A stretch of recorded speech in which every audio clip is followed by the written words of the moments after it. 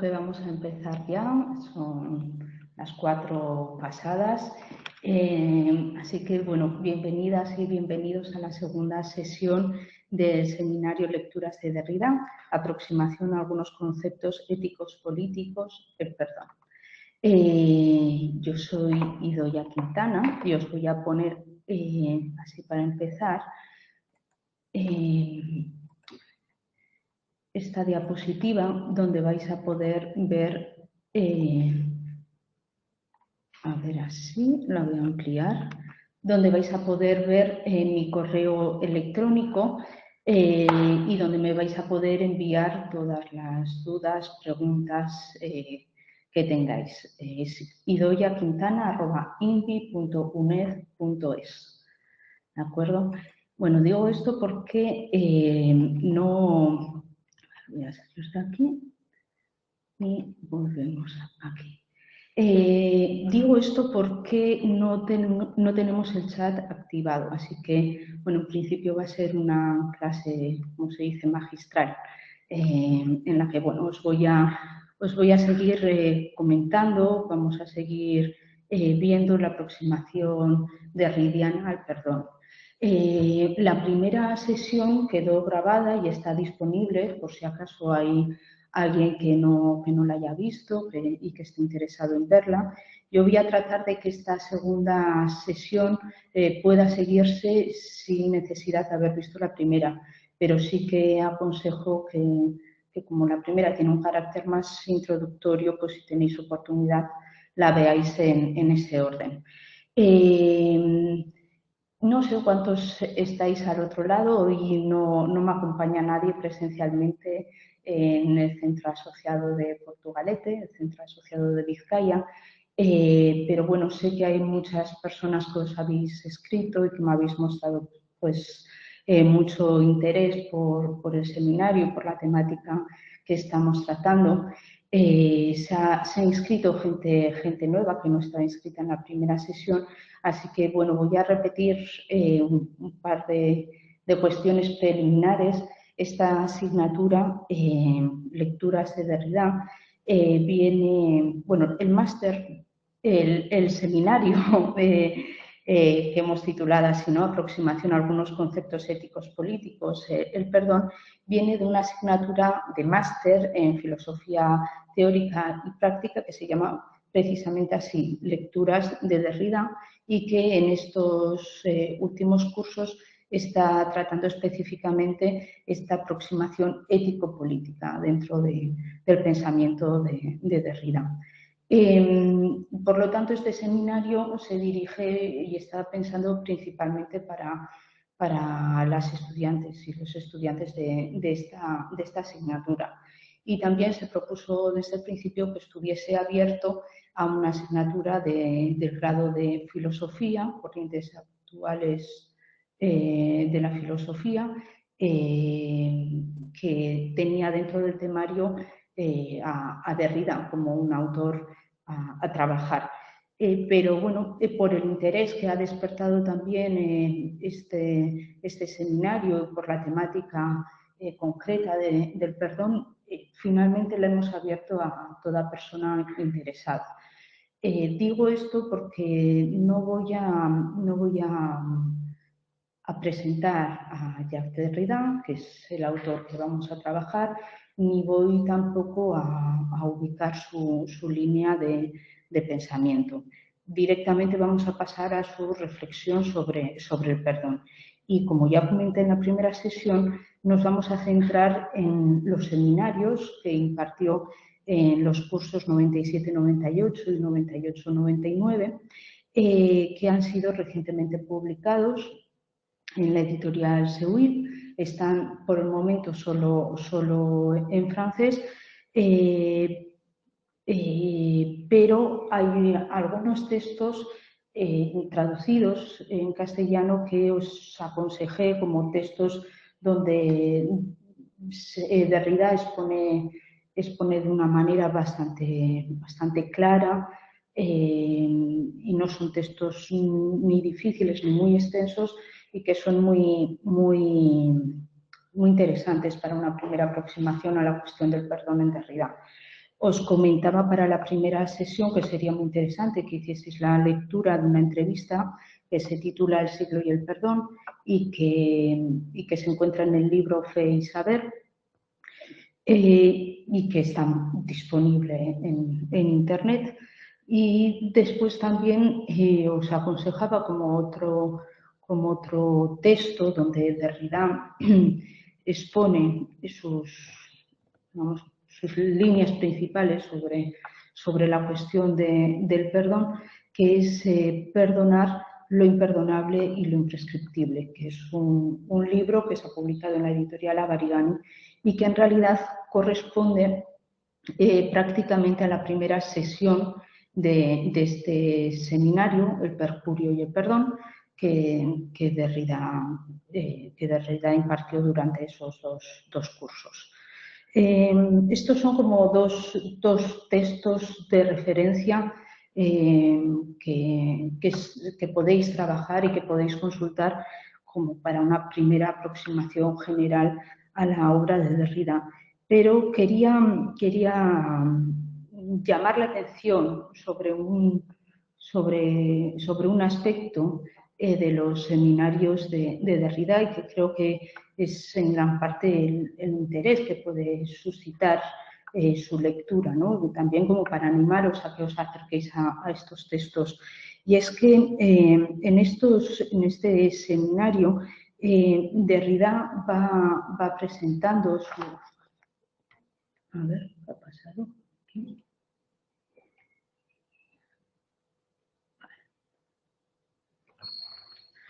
Bueno, Derrida va presentando su pensamiento, tejiéndolo a la vez que está analizando y presentando otros textos.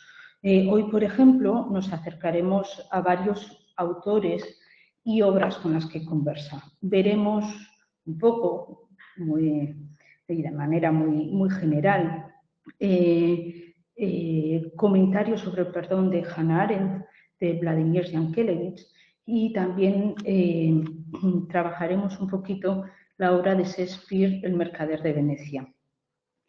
Esto en realidad que vamos a ver hoy y en general lo que yo estoy presentando no es más que un trayecto que yo propongo dentro de estos seminarios que son realmente muy ricos en referencias y donde Derrida va él mismo proponiendo y tejiendo una red enorme de referencias a través de las cuales él se va refiriendo a una historia del perdón y al mismo tiempo va haciendo una historia del perdón para que os podáis hacer una idea de la diversidad de los materiales que utiliza, de los textos a los que se refiere y lo eclípticos que son. Os voy a mencionar algunos. Ya hablamos en la primera sesión cómo trabajaba algunos textos platónicos. También lee a Kierkegaard y su lectura de Sacrificio de Isaac, lee la carta al padre de Kafka, lee a Blanchot, lee a Paul de Man, lee las confesiones de San Agustín y las confesiones de Rousseau, lee las alusiones de Kant al derecho de gracia, la relación entre el perdón y la reconciliación en Hegel, en Lutero, en Levinas. Se refiere a Celan y a Heidegger, a la autobiografía de Mandela, a los discursos de Desmond Tutu, como también a constituciones, a testimonios de víctimas, a recortes de periódicos y como también vimos en la primera sesión, hay dos grandes contextos políticos a los que se refiere de manera más notable. El primero de ellos es la Shoah y las discusiones en torno a lo imperdonable y a lo que en términos jurídicos pasó a denominarse crímenes de lesa humanidad. Y otro gran contexto, que es el de la Comisión para la Verdad y la Reconciliación Sudafricana, porque recordemos que el informe de esa comisión data de la misma época en la que Derrida está impartiendo sus cursos, 1998. Bueno, esto es solamente una manera de indicar que lo que vamos a hacer aquí, lo que hoy vamos a leer, es un recorrido pequeño dentro de unos seminarios que tienen un montón de posibilidades, un montón de recorridos posibles. En la sesión anterior comenzamos a ver cómo a través de sus lecturas, de esos recorridos por la vieja historia del perdón que parecen no haber perdido vigencia, Derrida encontraba dos formas, dos tipos de perdón evocados por esta tradición, pero dos tipos de perdón heterogéneos, irreductibles entre sí, de algún modo en lucha, en tensión y a veces en confusión. Por una parte, un perdón gratuito, infinito, incondicional y aneconómico. En la sesión anterior nos detuvimos en este último término, aneconómico, refiriéndonos a otra obra de Derrida, Dar el tiempo, para entender que ese carácter no económico del perdón se refería a que este tipo de perdón no tendría que obedecer al principio de intercambio, de reciprocidad, de simetría, por el que hay un toma y daca, por el que siempre que se da algo, hay algo que se toma, y cuando algo se toma, también algo se da.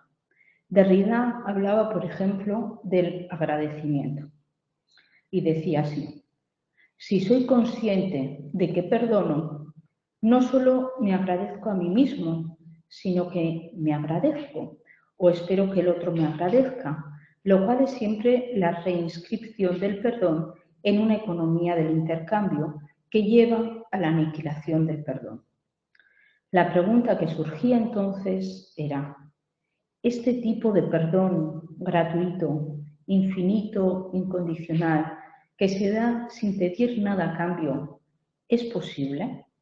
¿Es posible que el perdón, como también aquella otra forma de relación como era el don, escape a la forma del intercambio, a la forma de la deuda, incluso de la ganancia, de la plusvalía? La respuesta era que eso no era posible y que por eso el perdón, como el don, había que pensarlos como imposibles, como lo imposible y como lo que escapa a la ley de lo posible. Y por lo tanto también como lo que tendría que volver inoperante cualquier discurso que pretendiera ponerlo en el centro de un sistema.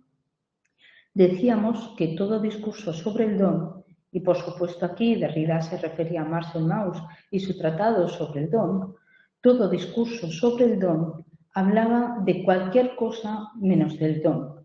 Hablaba en realidad de formas de intercambio. Porque el don, si verdaderamente es imposible, no se deja tematizar, no se deja objetivar, no se deja identificar, se resiste a volverse objeto de estudio. Sería aquello que, por lo tanto, tampoco podríamos verificar, planificar, garantizar. Y eso mismo era a lo que apuntaba también cuando se refería a las teorías políticas o éticas que ponen en el centro de su discurso al perdón. Un perdón que objetivado, identificado, tematizado, es pensado bajo la ley de lo posible. Entonces vemos así que Derrida distingue en la tradición, en el concepto de perdón, un perdón incondicional, aneconómico, gratuito, ese perdón que no obedece a la ley de lo posible, mientras que, por otra parte, encuentra esas formas en las que el perdón se presenta como condicionado y transaccional. Un perdón que Derrida define como el dominante en las tradiciones espirituales, religiosas, filosóficas, aquellas que decía no sustraen nunca el perdón al horizonte de la reconciliación, la esperanza de la redención y de la salvación, a esas finalidades que por lo tanto se imponen como razones y sentidos del perdón a través de la confesión, el arrepentimiento, el sacrificio o la expiación, condiciones entonces para el perdón. Lo que muestra Derrida al señalar estas dos formas de perdón es que en el mismo seno de la tradición heredada no hay solo dos formas independientes de concebir el perdón, sino una tensión entre ambas y precisamente señala que lo importante es analizar a fondo esta tensión. Hay tensión porque no hay únicamente una forma, un único orden del perdón, sino al menos dos y dos que no se pueden reunir, que no se pueden unificar, que no se dejan reconciliar. precisamente subrayando esta heterogeneidad e irreductibilidad, mostrando que entre uno y otro sería preciso que hubiese una heterogeneidad irreductible, Derrida lleva al extremo, radicaliza al máximo la idea del perdón incondicional, del perdón imposible, un perdón cuya irreductibilidad a las formas transaccionales, a esas formas de intercambio, va a implicar que sea un perdón irreductible también a lo político, a lo jurídico, incluso a lo ético. Este perdón incondicional lo va a definir como un perdón puro, absoluto, un perdón digno de ese nombre. A través de esta propuesta veíamos que se abrían dos vías que hoy vamos a retomar de otro modo. Por una parte, como decíamos, Derrida propone un perdón incondicional y al proponer esto va a definirlo como imposible, verdaderamente imposible. Un perdón que solo es posible si es que lo es, si es imposible, porque las condiciones que posibilitan el perdón lo anulan, lo destruyen como perdón.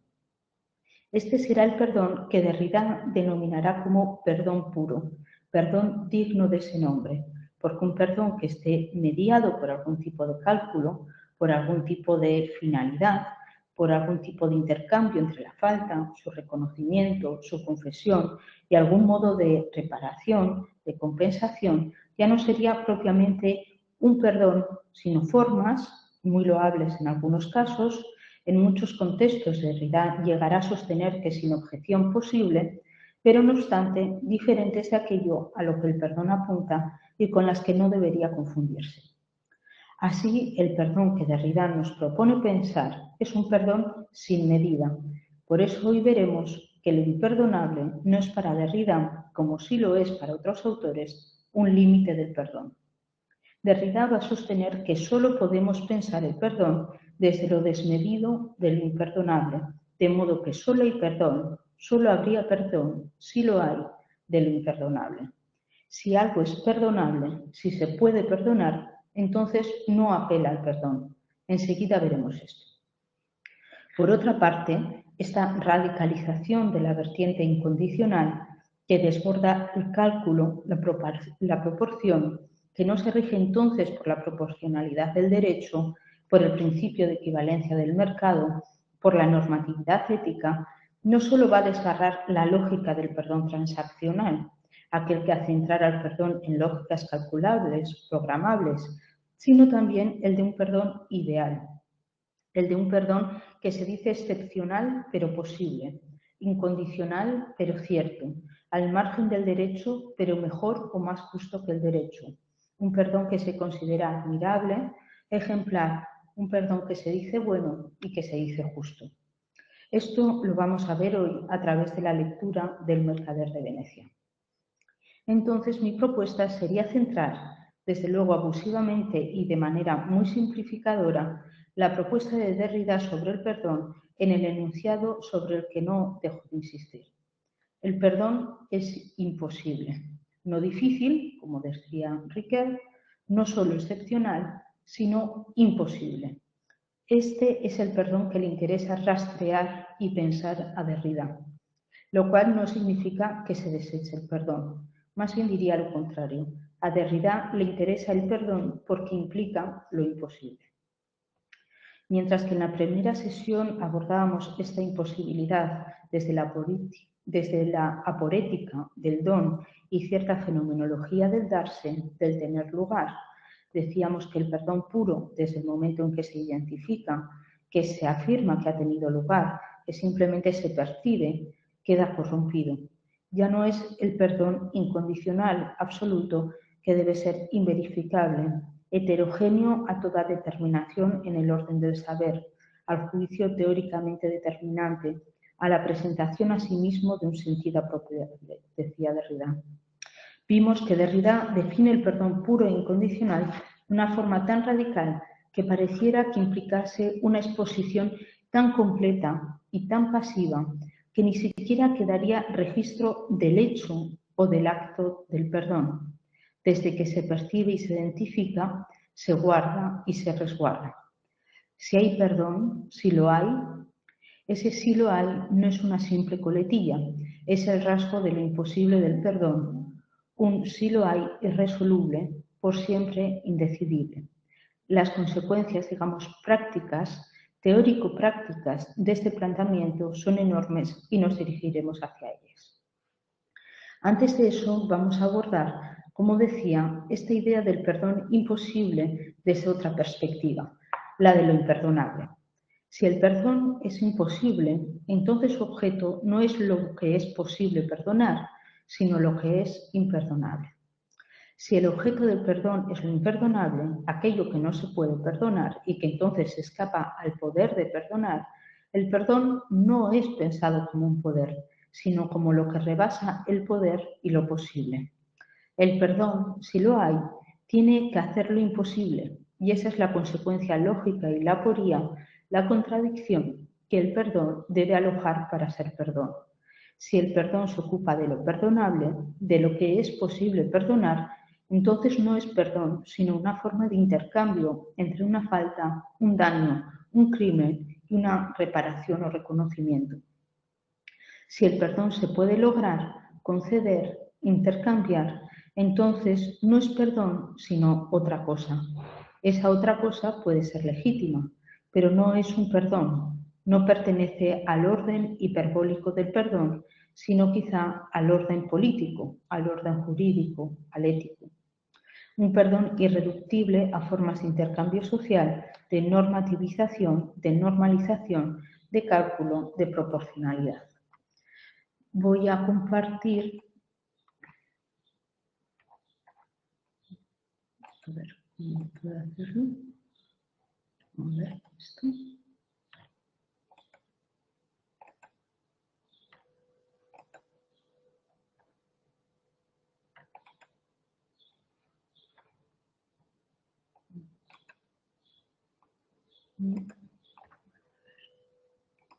Ahora, compartir. Vale.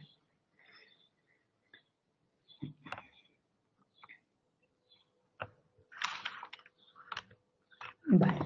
Creo que podréis ver aquí la cita, ¿verdad? Esta es una cita que ya leímos en la sesión anterior, pero que retomo porque me parece que la cuestión de la imposibilidad del perdón queda aquí muy en el centro de lo que presenta Derrida. La imposibilidad del perdón se da a pensar como siendo en realidad su única posibilidad. ¿Por qué el perdón es imposible? No difícil por mil razones psicológicas, sino absolutamente imposible. Simplemente porque lo que hay que perdonar debe ser y permanecer imperdonable. Si el perdón es posible, si hay perdón, debe perdonar lo imperdonable. Esa es la aporía lógica. Si no se tuviese que perdonar más que aquello que es perdonable, incluso excusable, venial, como se dice, o insignificante, no se perdonaría. Se excusaría, se olvidaría, se borraría, no se concedería su perdón. Para perdonar hay que perdonar entonces lo imperdonable, pero lo imperdonable permanece imperdonable. Si permanece así imposible, el perdón debe entonces hacer lo imposible. Hace falta que haga la prueba de su propia imposibilidad, perdonando lo imperdonable.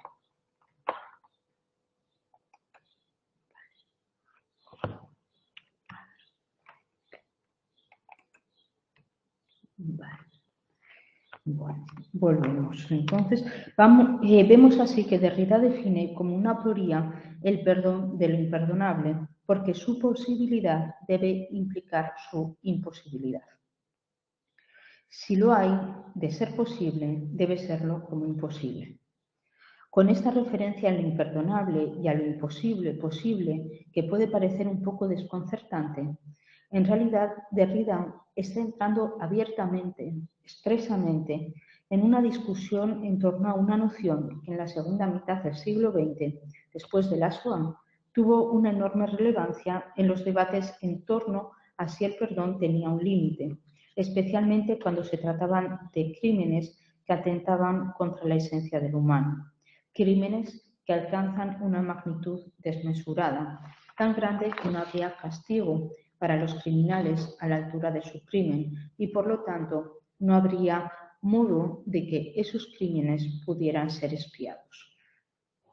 El acercamiento de Hannah Arendt es muy interesante en relación con esto. No dedica un lugar muy extenso al tema del perdón, apenas unas páginas en su obra La condición humana y referencias menores en otras obras, pero a mi modo de ver, lo que dice del perdón es muy relevante dentro de su propuesta filosófica. Os remito a la lectura de las páginas que he indicado en la bibliografía que corresponden a dos subcapítulos, uno titulado Irreversibilidad y el poder de perdonar y otro, donde además de la promesa habla del perdón, titulado La imposibilidad de predecir y el poder de la promesa. La bibliografía de la que hablo es una bibliografía que envié yo creo que a todos los inscritos para la primera sesión. Si hay alguien que no la tenga o que se haya inscrito más tarde, puede escribirme a mi correo electrónico y se la mandaría. Son muy pocas páginas las que Arendt dedica al perdón, pero desarrolla ahí mucho más la noción de perdón de lo que yo lo voy a hacer ahora. Mi propósito en realidad es solamente tomar dos ideas de Arendt. En realidad me voy a centrar tan solo en dos palabras. En la cuestión de lo impredecible, del perdón como impredecible, y el poder de perdonar. Para caracterizar de manera muy general el perdón en Arendt y contrastarlo con el perdón en Derrida. Hay muchos aspectos en los que ambas lecturas difieren, pero yo lo centraré en un solo aspecto, no obstante muy central. En las pocas páginas que Arendt dedica en la condición humana al perdón, le concede una enorme capacidad relacionada con el actuar. Uno de los adjetivos que le atribuye y que voy a subrayar, quizá dándole un protagonismo exagerado, es el del perdón como inesperado, un perdón caracterizado por el rasgo de lo que no es predecible. Arendt dice algo similar a esto. Cuando actuamos, relacionándonos con los otros en el espacio público, llevamos a cabo acciones que van a tener consecuencias. Cuando éstas causan un mal a los otros, podemos esperar que la reacción sea la venganza, una reacción automática a la transgresión. Frente a este automatismo esperable, el perdón, en cambio, es una de las formas que tenemos para poder modificar lo irreversible de esas acciones y de algún modo liberarnos de sus consecuencias automáticas.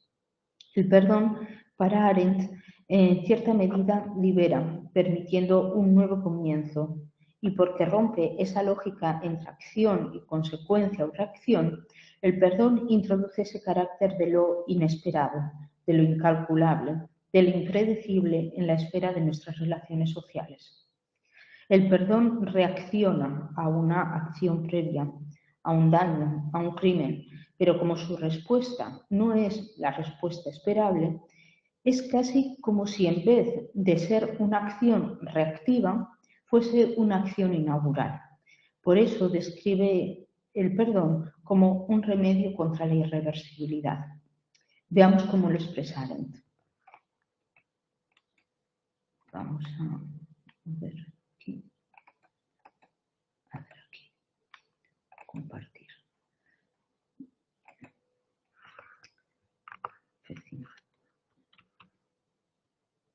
Vale, es esta. El perdón es el extremo opuesto a la venganza, que actúa en forma de reacción contra el pecado original, por lo que en lugar de poner fin a las consecuencias de la falta, el individuo permanece sujeto al proceso, permitiendo que la reacción en cadena contenida en toda acción siga su curso libre de todo obstáculo. En contraste con la venganza, que es la reacción natural y automática a la transgresión y que debido a la irreversibilidad del proceso de la acción puede esperarse e incluso calcularse, el acto de perdonar no puede predecirse. Es la única reacción que actúa de manera inesperada y retiene así, aunque sea una reacción, algo del carácter original de la acción. Dicho con otras palabras, perdonar es la única reacción que no reactúa simplemente, sino que actúa de nuevo y de forma inesperada, no condicionada por el acto que la provocó y por lo tanto libre de sus consecuencias. Lo mismo quien perdona que aquel que es perdonado.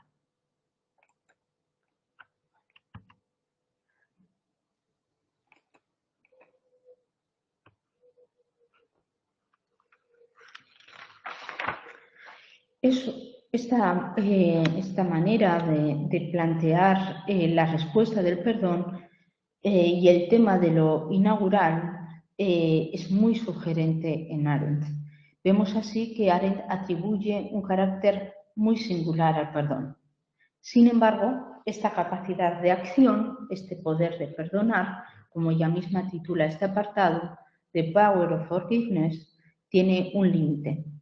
Lo imperdonable es aquello que escapa al poder, a la capacidad o a la facultad de perdonar. Perdonar es un acto inesperado en el sentido de que escapa a la automaticidad de la venganza, pero al mismo tiempo es una especie de alternativa a otra cosa, al castigo.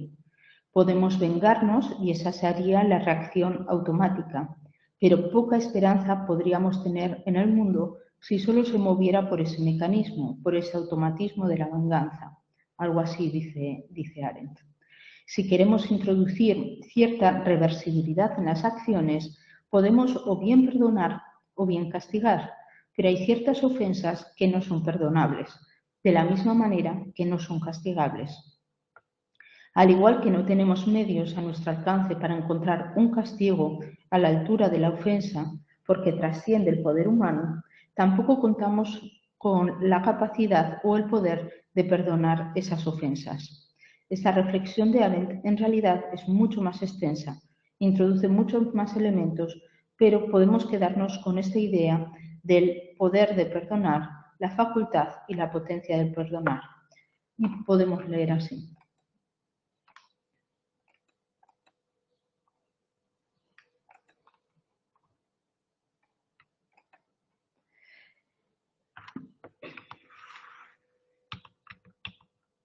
Es muy significativo, elemento estructural en la esfera de los asuntos públicos, que los hombres sean incapaces de castigar lo que ha resultado ser imperdonable.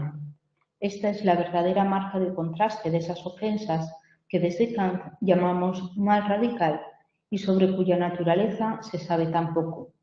Lo único que sabemos es que no podemos castigar ni perdonar dichas ofensas, que por consiguiente trascienden la esfera de los asuntos humanos y las potencialidades del poder humano.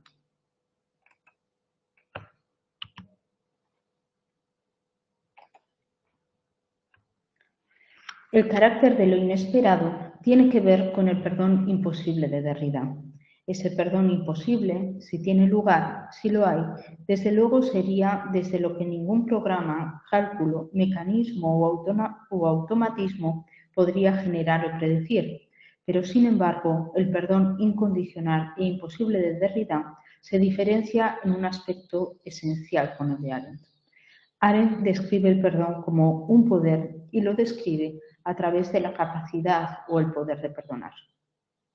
Derrida, aunque resulte a primera vista complejo de entender, no va a vincular perdón y poder. Perdonar lo imposible es lo que no se puede. Perdonar para Derrida no es una facultad, no es un poder, no es algo vinculado a la voluntad efectiva del sujeto. Perdonar no es la afirmación del poder de perdonar. Es, en todo caso, no poder afirmar el poder de perdonar. Frente a la afirmación del poder de perdonar, del derecho al perdón y de la certeza de mi voluntad, Derrida nos invita a pensar este tipo de cuestiones. Y cito a Derrida: ¿cómo puedo estar seguro de que tengo el derecho de perdonar y que he perdonado efectivamente y no más bien olvidado, descuidado, reducido lo imperdonable a una falta perdonable? No debo poder decir yo perdono. No debo poder decir yo perdono. Esta afirmación de Derrida es muy contundente, incluso muy polémica. Cuando hablemos más tarde del Mercader de Venecia, espero que podamos entender mejor qué quiere decir Derrida cuando trata de desvincular el perdón y el acto soberano de perdonar. Seguiremos tirando de esta línea enseguida, pero antes vamos a pasar a otro autor, a Vladimir Yankelevich, para acercarnos a otro planteamiento sobre el perdón, también relacionado con ese límite que marca el paso hacia lo imperdonable. Yankelevich tiene dos libros importantes sobre el perdón.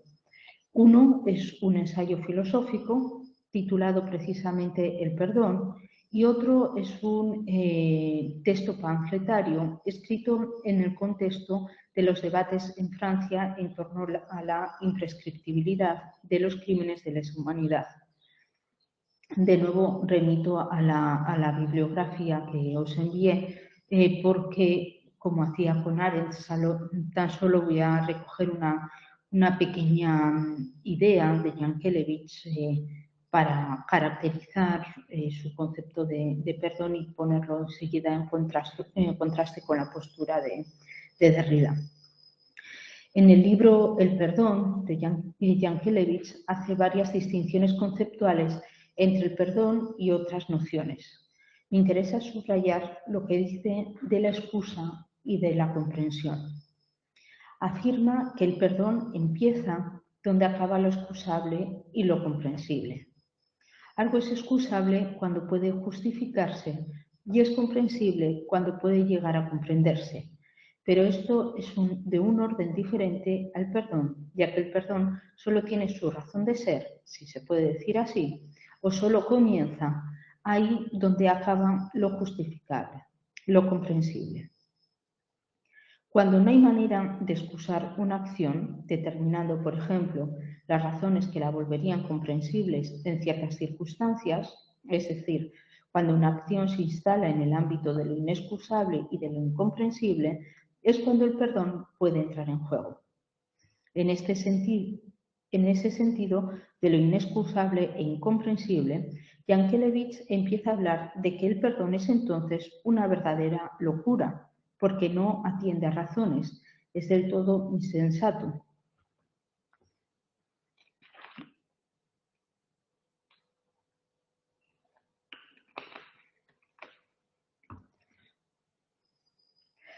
El perdón no se ocupa de lo razonable, ni siquiera de lo justo, y quien perdona comete una suerte de escándalo y es de algún modo un demente. Me parece que Yankelevich, a diferencia de otros muchos discursos, no nos ofrece una imagen del que perdona como un alma buena, como un ser excelente. No me parece que engrandezca al sujeto que perdona. Es más bien del orden de lo asocial. El perdón, entonces, no tiene en Yankelevich una función ejemplar ni ejemplarizante. Perdonar es cada vez única, un acto extraordinario, un acto no destinado a repetirse. Y si se repite, es como si no tuviese precedente, como si no tuviese ejemplo. El perdón para Yankelevich, entonces, no tiene límites, no conoce límites, no conoce el límite de lo posible. O lo posible no es un límite. Dice Yankelevich exactamente, el perdón no conoce la imposibilidad. Así describe el perdón incondicional como una suerte de locura que no se desprende de un razonamiento que analiza las causas o consecuencias y que por no encontrar límites, condiciones ni principios normativos, conduce hacia una ética más allá de la ética o una ética hiperbólica. Derrida retomará la expresión ética hiperbólica de la que dice que bien podría servir de título a lo que intento yo aquí. Esta ética más allá de la ética, es decir, más allá de la normatividad de poder, querer o deber, pide acordar el perdón ahí donde aquel no es ni pedido ni merecido, incluso para lo peor del mal radical. El mal radical que marcaba el límite en Arendt no parece ser un límite al perdón loco de Yankelevich. No obstante, en este libro del 67, en el perdón, y especialmente en el texto que titula Perdonar, aparece un límite a lo que parecía ilimitado. Vamos a leerlo.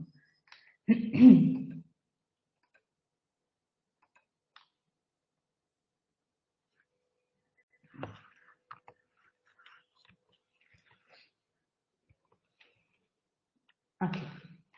El perdón no conoce la imposibilidad y, sin embargo, no hemos nombrado todavía la primera condición sin la cual el perdón carecería de sentido. Esta condición elemental es el desamparo y el insomnio y la derelición del culpable. Y aunque no corresponde al perdonador plantear esta condición no obstante representa aquello sin lo cual la problemática completa del perdón resulta una simple payasada. El arrepentimiento del criminal y sobre todo su remordimiento es lo único que da sentido al perdón. Para que perdonemos sería necesario, ¿no es cierto?, que antes vinieran a pedirnos perdón. ¿Nos han pedido alguna vez perdón?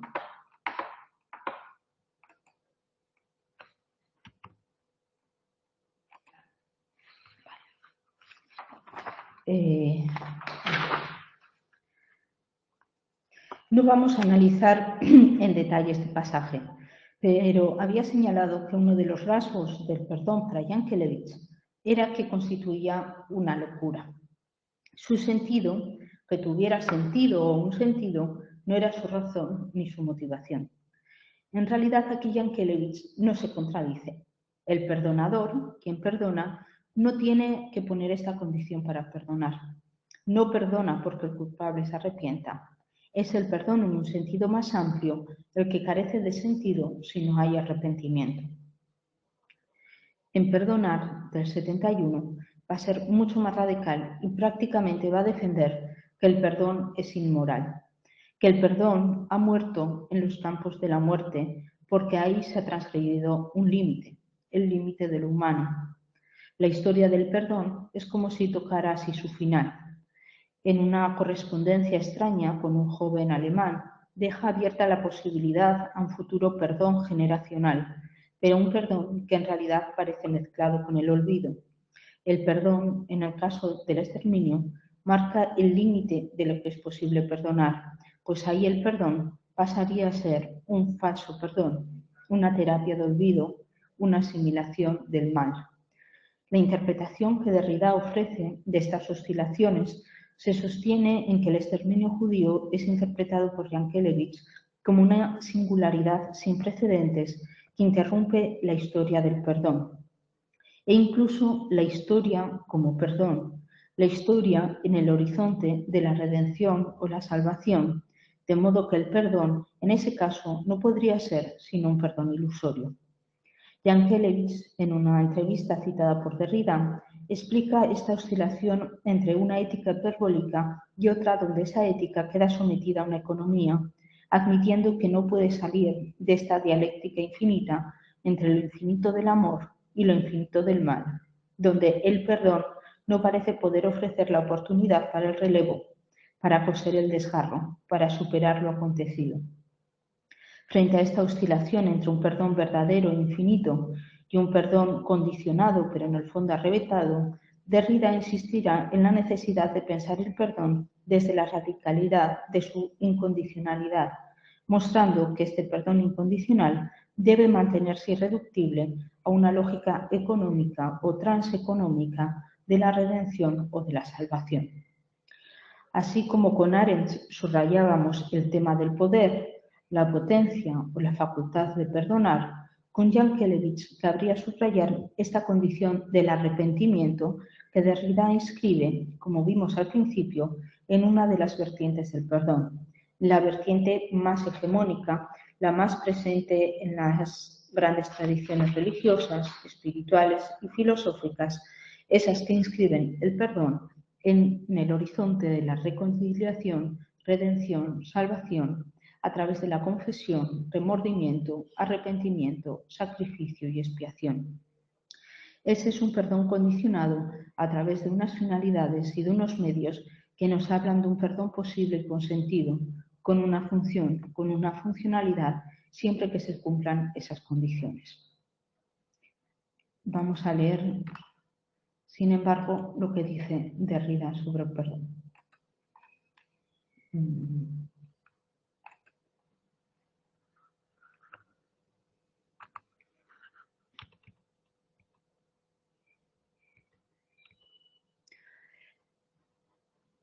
Sí. Correré entonces el riesgo de enunciar esta proposición. Cada vez que el perdón está al servicio de una finalidad, aunque ésta sea noble y espiritual, liberación o redención, reconciliación, salvación, cada vez que tiende a restablecer una normalidad social, nacional, política, psicológica, mediante el trabajo del duelo, mediante alguna terapia o ecología de la memoria, entonces el perdón no es puro, ni lo es su concepto. El perdón no debería ser ni normal, ni normativo, ni normalizante. Debería permanecer excepcional y extraordinario, sometido a la prueba de lo imposible, como si interrumpiese el curso ordinario de la temporalidad histórica.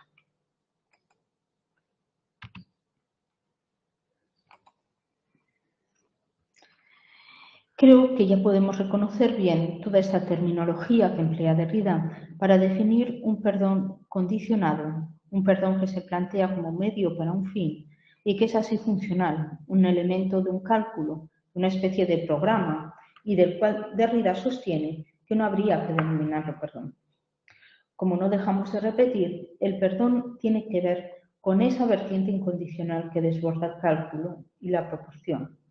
Decíamos que ese perdón imposible no solo va a desgarrar la lógica del perdón transaccional, aquel que hace entrar al perdón en las lógicas calculables, sino también el de un perdón ideal, el de un perdón que se dice excepcional, pero que se describe como posible, que se dice incondicional, pero cierto, al margen del derecho, pero mejor o más justo que el derecho. Un perdón que se considera admirable, ejemplar, un perdón que se dice bueno y que se dice justo. La lectura que hace Derrida del Mercader de Venecia me parece que señala este punto esencial para tener una visión más completa de la propuesta de Derrida y de lo que insiste en llamar un perdón incondicional pero imposible y que Derrida en algunas ocasiones llama un perdón incondicional pero sin soberanía, llamando así la atención sobre una forma de perdón incondicional que no es solo soberana, sino que está en una conexión esencial, fundamental, casi como en el lugar del fundamento de la soberanía. El Mercader de Venecia de Shakespeare es definido por Derrida como un tratado teológico-político sobre el perdón. En esta obra, de nuevo, nos encontramos un doble orden del perdón. Por una parte, hay un perdón que se inscribe en el círculo del reconocimiento, del intercambio, del reembolso. Hay que ser misericordioso, ser agradecido y saber perdonar. Si hay arrepentimiento, si hay confesión, si hay petición de perdón, lo justo, lo bueno es perdonar. Eso es lo que se le pide al judío Shylock, un prestamista que ha firmado un contrato con el mercader Antonio. La mala fortuna hace que Antonio pierda sus barcos y con ello su dinero y que entonces no pueda devolver el préstamo en el plazo fijado. El contrato firmado decía que Antonio debía devolver la cantidad prestada en un plazo y si no lo cumplía, el judío Shylock cobraría su deuda con la muerte de Antonio, representada de forma de un intercambio claramente cuantificado, pero a la vez entre dos elementos inconmensurables, dinero y vida, con una libra de carne extraída de Antonio. En realidad, Antonio no era más que el aval de este préstamo, pero no quien necesitaba ese dinero ni el que iba a hacer uso de él. Él era el aval para su amigo Besanio, otro personaje que no era rico como Antonio, pero que tenía grandes aspiraciones y que necesitaba ese dinero para alcanzarlas. Besanio, por otra parte, siguiendo como otro hilo narrativo, consigue quedar prometido con Porcia, una rica heredera, poco después de la desgracia que le ocurre a Antonio con sus barcos. De ese modo, la suerte de Besanio cambia y en el momento en que se produce el juicio presidido por el dux de Venecia y cuyo objeto era esclarecer si verdaderamente el judío debía cobrarse lo que por ley le correspondía, Besanio ya estaba en disposición de ofrecer al judío la suma que le había prestado tomando a Antonio como aval. Sin embargo, el judío no la acepta y está en su derecho porque el plazo ha vencido. No acepta ni la cantidad que se le debía ni tampoco una mucho más elevada. No acepta tampoco la confesión, el reconocimiento del contrato por parte de Antonio para ahorrarle su muerte. Solo se atiene a la letra del contrato, al juramento. Rehúsa romper el contrato y jura que no puede traicionar el juramento, cometer perjurio. Porcia, ese personaje que al principio parece secundario, que es la heredera rica prometida de Besanio, pasa a ser, trasvestida en hombre de leyes, es decir, vestida de hombre abogado, el experto en leyes que acude a Venecia para ayudar a discernir quién tiene razón en el conflicto legal. Ella va a hacer confesar a Antonio la deuda y ante esa confesión, o más bien porque hay confesión, Porcia concluye: entonces el judío debe perdonar. El judío debe ser clemente, merciful, dice el texto en inglés, lleno de gracia, misericordioso, indulgente, capaz de perdonar, de remitir su pena o su pago, de borrar la deuda. Sin embargo, Shylock rehúsa como si no comprendiese o no quisiera comprender por qué. ¿Qué obligación le llevaría a perdonar? Es la venganza lo que parece moverle. En verdad, así se lee en la obra, su pérfida exigencia de justicia, dictada por el derecho, por la ley, de sanción y de su trato. Fiero acreedor, desalmado, falto de lástima, vacío de la más mínima pizca de clemencia. Shylock sabe que tiene a la ley de su lado. Sabe que si le niegan la pena, dice literalmente, caiga el mal sobre las leyes y derechos de Venecia. Del lado de la ley sería imposible cambiar lo dispuesto por contrato, porque eso implicaría un abuso que sentaría precedente, un atentado contra el derecho como base que legitima al Estado. Es entonces cuando Porcia, la prometida trasvestida en nombre de leyes, define el mercy. En realidad, la palabra que estamos traduciendo por perdón o por clemencia, en la traducción en castellano en realidad se utiliza clemencia, pero que Derrida va a estar continuamente haciéndola oscilar entre clemencia y perdón, no es forgiveness, como por ejemplo veíamos en Arendt, sino mercy. Hay muchos términos en inglés para aludir a la cuestión del perdón. Entonces, es entonces cuando Porcia, la prometida trasvestida en nombre de leyes, define el mercy como el poder supremo. Este es el diálogo. Vamos a leer una parte del Mercader de Venecia.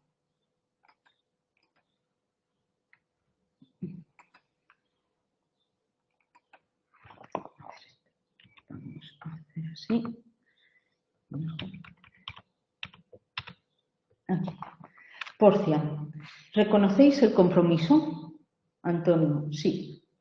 Porcia, entonces el judío debe ser clemente. Shylock, ¿y quién va a obligarme? Decídmelo. Porcia, el don de la clemencia no se impone.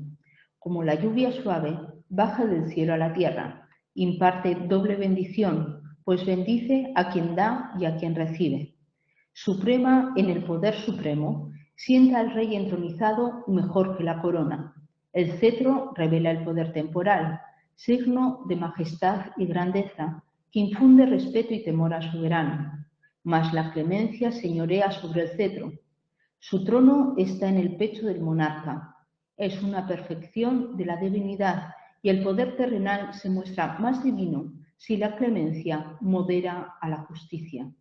Con que judío, aunque pidas justicia, considera que nadie debiera buscar la salvación en el curso de la ley.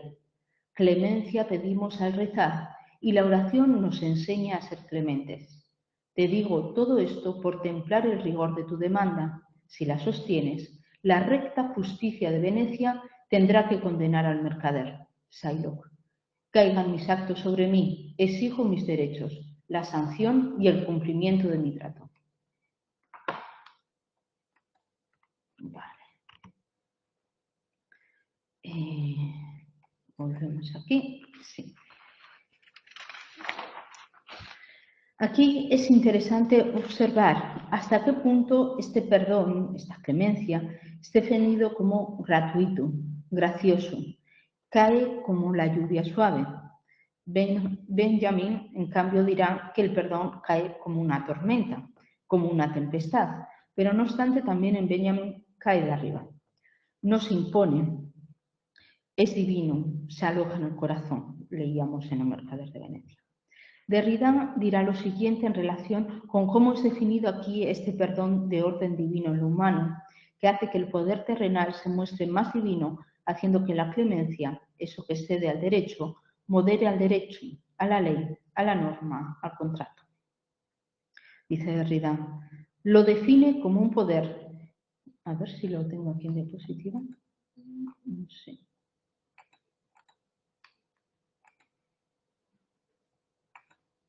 No, vale, no, porque es una cita corta, así que no la he copiado en diapositiva. Lo define como un poder que, siendo sin poder, sin coerción, sin obligación, gratuito, gracioso, es un poder por encima del poder, una soberanía por encima de la soberanía, una soberanía superlativa, más poderosa que la potencia, ya que es una potencia sin potencia, una ruptura dentro de la potencia, una potencia trascendente que potencia sin potencia se eleva por encima de la potencia.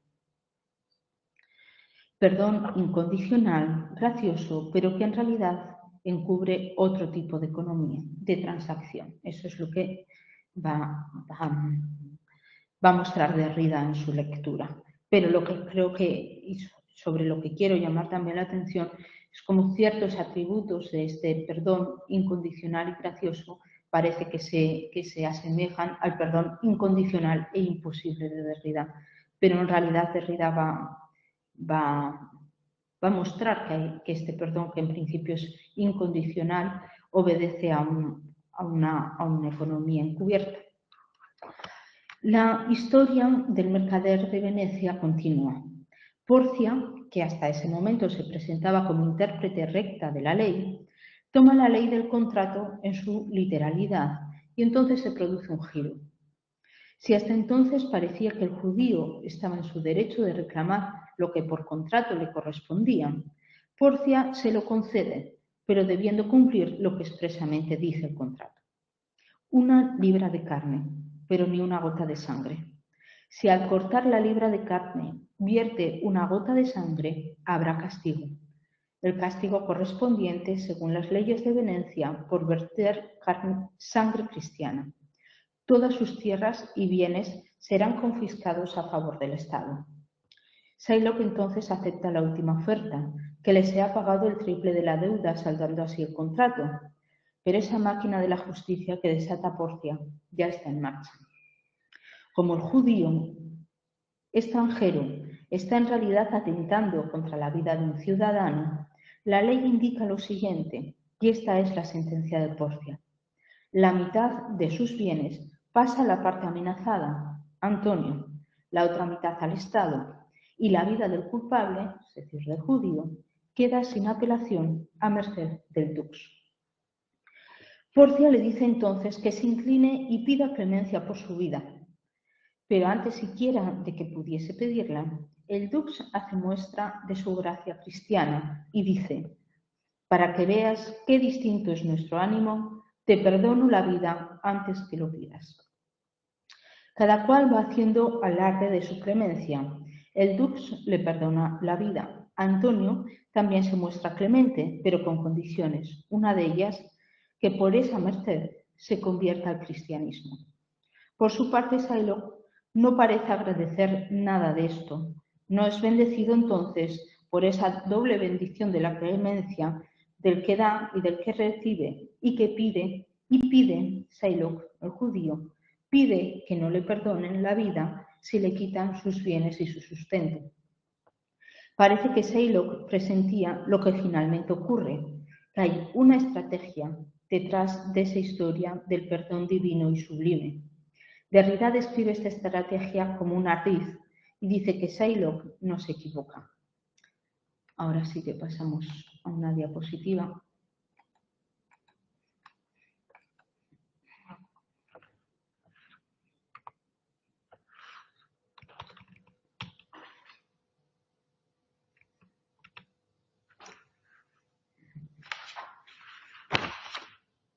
Vale. No se equivocan, puesto que de hecho, en nombre de este extraordinario eloquio del perdón, está en vías de establecerse una astucia económica, un cálculo, la intriga de una estrategia, al término de la cual, ustedes lo saben, se trata del desafío de cortar la carne sin verter una gota de sangre, lean o relean la obra.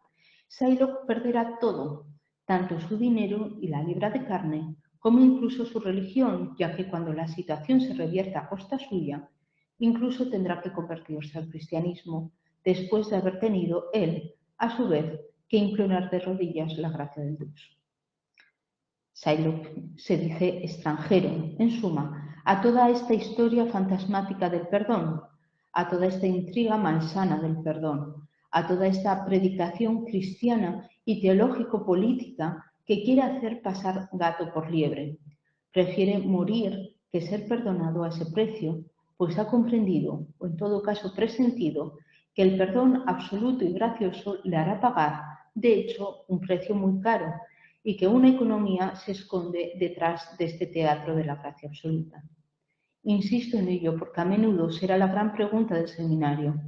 ¿Hay aún una economía en aquello que, en nombre de un perdón incalculable, sin cálculo, pretende o tiende a romper con la economía, con el cálculo, y no solo con el cálculo y la economía del capital financiero o del mercado, sino con el cálculo, aunque sea inconsciente, de la economía en general, la economía intersubjetiva y psíquica, la economía del deseo y de la memoria en general, la economía o la ecología de todo aquello, la estrategia de logos, de lo propio y de la apropiación. Salimos aquí. Vale. ¿Qué podemos entender a través de esta lectura de Derrida del Mercader de Venecia? Como hemos visto, Derrida muestra que la vertiente aparentemente más incondicional del perdón es capaz de dar lugar a una super o transeconomía según una lógica espiritual, una economía en la que lo infinito del perdón, el perdón incondicional, pasa a quedar sometida a un cálculo infinitesimal, un cálculo finitista que trata de integrar lo infinito en un intercambio, en una circulación o en una reapropiación. Así, el incalculable perdón aneconómico se introduce en el cálculo. El exceso, el desbordamiento, la interrupción del círculo económico que el perdón aneconómico parece introducir en la economía se vuelve, cita Derrida, la plusvalía, el beneficio, la prima, la artimaña económica de la hipérbole, la estrategia o la estratagema de lo aneconómico en la economía. El momento excluido de la economía puede ser aquel a partir del cual la economía se erija y el perdón, como dice el Mercader de Venecia, sentar al rey en su trono mejor de lo que lo haría cualquier ley de la proporción. De este modo, el perdón pretendidamente incondicional e infinito se puede tornar el criterio o la medida que, dejando de lado toda la ley y orden de la proporción, sea el más desproporcionado y también el más injusto. En diferentes obras, pero específicamente en Fuerza de Ley, Derrida marca una diferencia, una heterogeneidad irreductible entre el orden del derecho y el orden de la justicia. En este libro, que recoge una conferencia impartida en una facultad americana de Derecho, afirma que mientras el derecho es deconstruible, histórico, fundado, construido sobre capas textuales interpretables y transformables y cuyo último fundamento no está fundado, el orden de la justicia es indeconstruible, nunca es idéntica a sí misma. No podríamos, sino correr el riesgo de ser injustos, no podríamos, sin correr el riesgo de ser injustos, dice Derrida, decir con certeza de algo que es justo. La justicia es un incondicional que excede al derecho, que puede tanto exigirlo como contradecirlo, pero que en todo caso es heterogéneo al ámbito de la ley. Derrida no excluye la necesidad del derecho, del reconocimiento y de la representación como campo que el derecho ofrece, del cálculo o de la proporción que debe contener el derecho, sino que por el contrario afirma la necesidad de su indisociabilidad y advierte que la incondicionalidad de la justicia no debe servir, cito, no debe servir de coartada para no participar de las luchas jurídico-políticas que tienen lugar en una institución o en un Estado. Por lo tanto, por una parte, Derrida insiste en la necesidad de su heterogeneidad e irreductibilidad. Voy a pasar.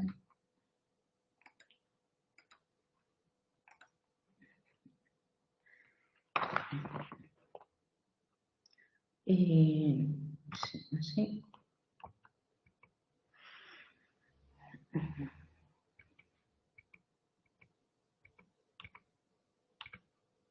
Vale, sí, la primera cita. Entonces decíamos que por una parte, ¿verdad? Derrida insiste en la necesidad de la heterogeneidad e irreductibilidad entre lo incondicional de la justicia y lo condicional del derecho. Entonces vamos a leer la primera cita. La justicia es una experiencia de lo imposible. El derecho no es la justicia. El derecho es el elemento del cálculo y es justo que haya derecho. La justicia es incalculable. Exige que se calcule con lo incalculable y las experiencias aporéticas son experiencias tan improbables como necesarias de la justicia, es decir, momentos en que la decisión entre lo justo y lo injusto no está jamás determinada por una regla. Pero a la vez que afirma esta heterogeneidad, hace una advertencia muy importante en referencia al abandono a sí misma de la idea de justicia y de la exigencia que viene de lo incalculable y que pide calcular. Leemos de nuevo una larga cita, que es esta segunda que está aquí, que es también de fuerza de ley. Abandonada a sí misma, la idea incalculable y donadora de justicia está siempre lo más cerca del mal que puede estarse, por no decir de lo peor, puesto que siempre puede ser reapropiada por el cálculo más perverso. Una garantía absoluta contra este riesgo no puede sino saturar o suturar la apertura de la apelación a la justicia, una apelación siempre ultrajada. Pero la justicia incalculable ordena calcular, y en primer lugar, calcular en lo que está más próximo de aquello que asociamos a la justicia, a saber, el derecho, el campo jurídico, que no puede ser aislado dentro de fronteras seguras, y calcular también en todos aquellos campos de los que no podemos separar al derecho, que intervienen en él y que no son solo campos, lo ético, lo político, lo económico, lo psicosociológico, lo filosófico, lo literario, etc. No solo hay que calcular, negociar la relación entre lo calculable y lo incalculable, negociar sin reglas que no haya que reinventar precisamente ahí donde estamos arrojados, ahí donde nos encontramos, sino que también hay que ir tan lejos como sea posible, más allá del lugar donde nos encontramos y más allá de las zonas identificables de la moral, de la política o del derecho, más allá de la distinción entre lo nacional y lo internacional, lo público y lo privado, etc. El orden de este hay que no pertenece propiamente ni a la justicia ni al derecho. No pertenece a uno de los dos espacios más que desbordándolo hacia el otro, lo que significa que estos dos órdenes son indisociables en su heterogeneidad misma, de hecho y de derecho.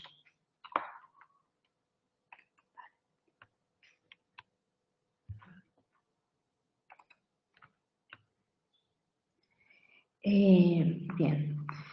En el seminario El perjurio y el perdón, los seminarios que estamos aquí trabajando más específicamente, nos podemos encontrar también afirmaciones sobre el perdón que incondicional en este sentido, en el sentido de la necesidad de calcular,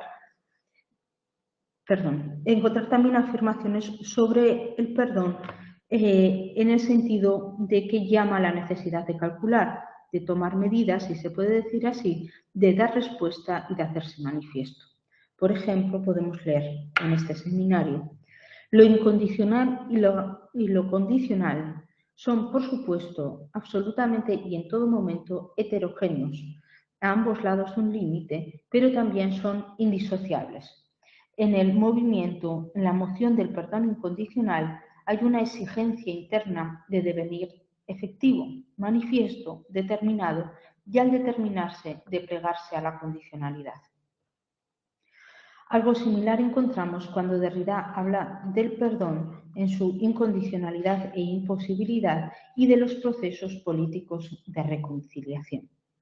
Podemos leerlo muy claramente en la entrevista El siglo y el perdón, cuando se le pregunta: entonces, usted está permanentemente repartido entre una visión ética hiperbólica del perdón, el perdón puro, y la realidad de una sociedad ocupada en procesos pragmáticos de reconciliación. A esto Derrida respondía afirmativamente. Vamos a ver si está la cita.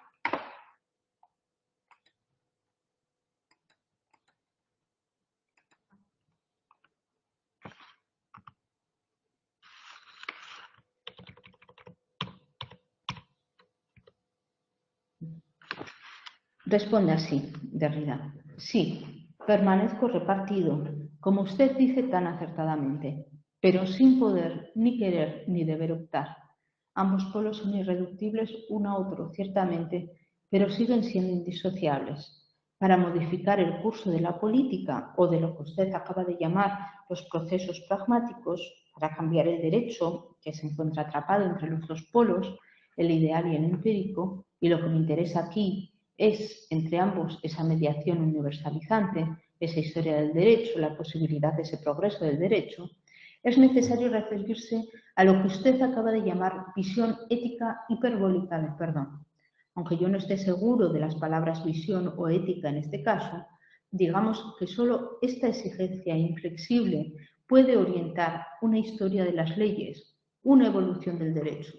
Solo ella puede inspirar, aquí, ahora, con urgencia, sin esperar, la respuesta y las responsabilidades.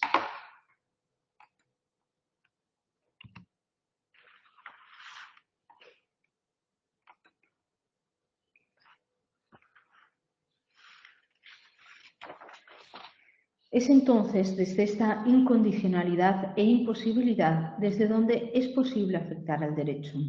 Es esta incondicionalidad heterogénea al derecho y a la política la que puede abrir al derecho y a la política a través de la experiencia de la aporía del perdón, ya que el perdón no ofrece garantías, ya que no hay manera de confirmar si es correcto o eficaz, lo que de él se experimenta es tan solo su aporía, la extraña experiencia de su aporía.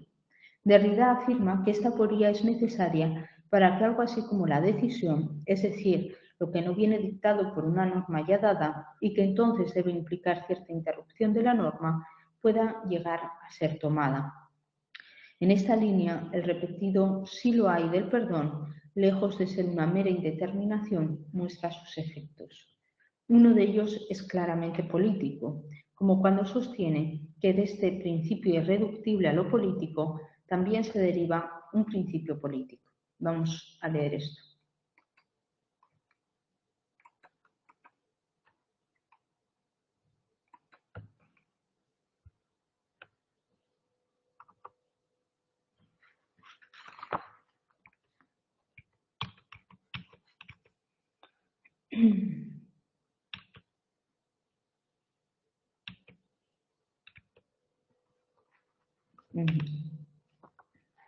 Sí, es esto. Vale.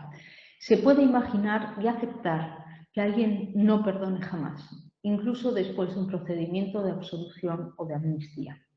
El secreto de esta experiencia perdura. Debe permanecer intacto, inaccesible al derecho, a la política, a la moral misma, absoluto. Pero yo haría de este principio transpolítico un principio político, una regla o una toma de posición política. También es necesario, en política, respetar el secreto, lo que excede lo político o lo que ya no depende de lo jurídico. Es lo que llamaría la democracia por venir. En el mal radical del que hablamos y en consecuencia en el enigma del perdón del imperdonable, hay una especie de locura que lo jurídico-político no puede abordar, menos aún apropiarse.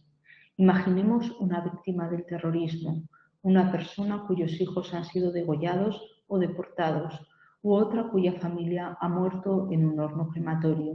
Sea que ella diga perdono o no perdono, En ambos casos no estoy seguro de comprender, incluso estoy seguro de no comprender y en todo caso no tengo nada que decir. Esta zona de la experiencia permanece inaccesible y debo respetar ese secreto. Lo que queda por hacer luego, públicamente, políticamente, jurídicamente, también sigue siendo difícil.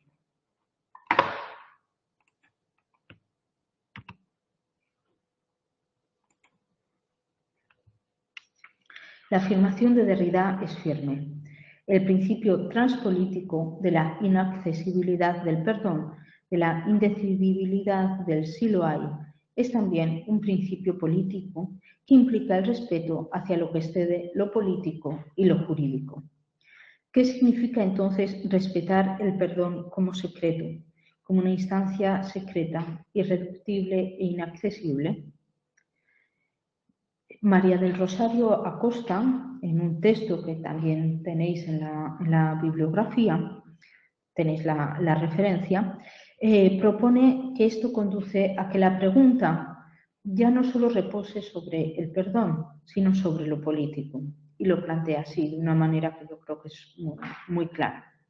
La pregunta no debería entenderse solo como ¿qué es el perdón si debe permanecer siempre heterogéneo, secreto a lo político?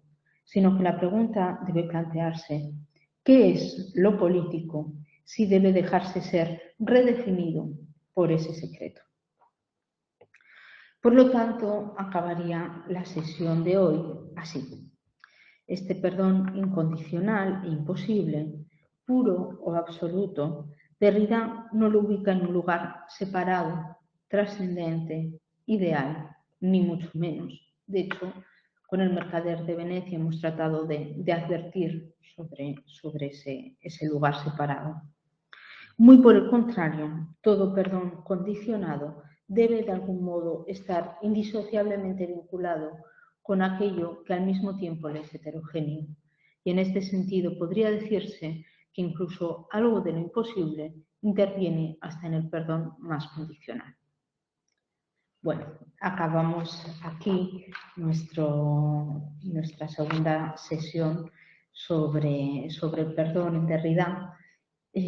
Así que bueno, pues me despido de vosotras y de vosotros hasta la próxima sesión, que será la tercera y última, pero que será una sesión seguro que muy interesante, porque vamos a contar con la intervención de Pachi Lanceros, que nos expondrá su visión, su interpretación del perdón en Derrida. Así que, bueno, pues os animo a que no os la perdáis, ya que si tenéis cualquier duda, cualquier sugerencia, me escribáis a mi email. Voy a compartir de nuevo, así como para cerrar la sesión, esa diapositiva que había puesto al comienzo, donde tenéis mi correo electrónico. De todas maneras, los que seáis también estudiantes de la asignatura de máster y de la asignatura de grado, podéis usar los medios de la asignatura, de la plataforma, y poneros también en contacto con la profesora titular de la asignatura, Cristina Rodríguez, que seguro que os responderá también a todas las dudas, sugerencias, cuestiones que queráis plantear. Así que, bueno, pues muchísimas gracias por vuestro interés en el seminario y nos vemos en pocas semanas.